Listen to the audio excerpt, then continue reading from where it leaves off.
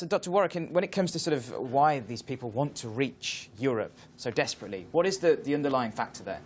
I think there are two. I think one is an economically driven migration, and the other, of course, is conflict escape. You know, Middle East and North Africa is conflict.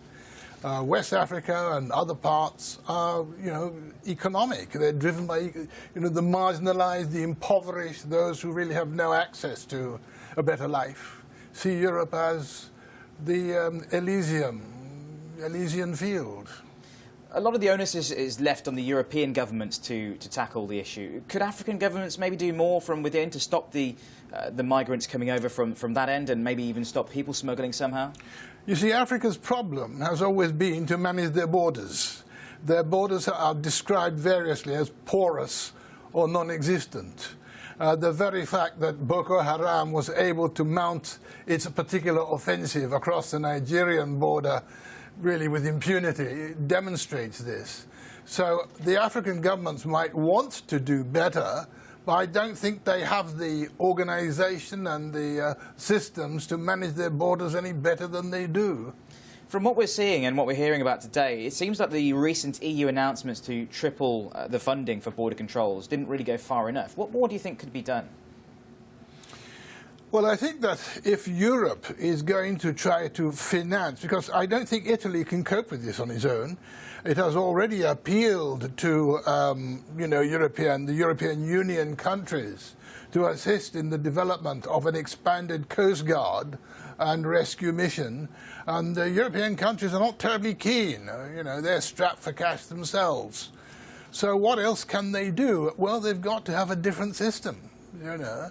I'm afraid that once the migrants land, you are then, you know, responsible for dealing with them and distributing them and feeding them, clothing them and showing them where they're going to go next.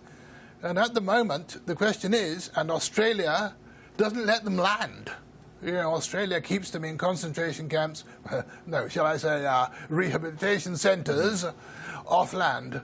And Europe may have to consider, you know, creating that sort of offshore concentration facility and then decide what to do with them. Ideas like that, I'm sure, will have to be mooted. So is there an element maybe that European governments and European leaders should communicate in a way that says that if you're poor coming to Europe, you don't necessarily get a free ride? I mean, and I'm sure that's what a lot of people coming over are thinking.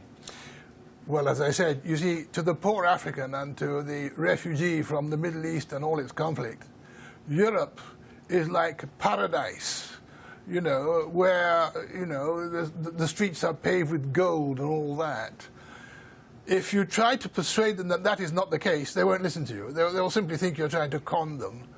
And it won't make any difference, I think, to their efforts to get here. How difficult is it to stamp out the people smuggling activity in Africa? Because it is a lucrative business for the people who set it up. Big business. And it's also quite remote and difficult to track down, isn't it? Well, it's multinational.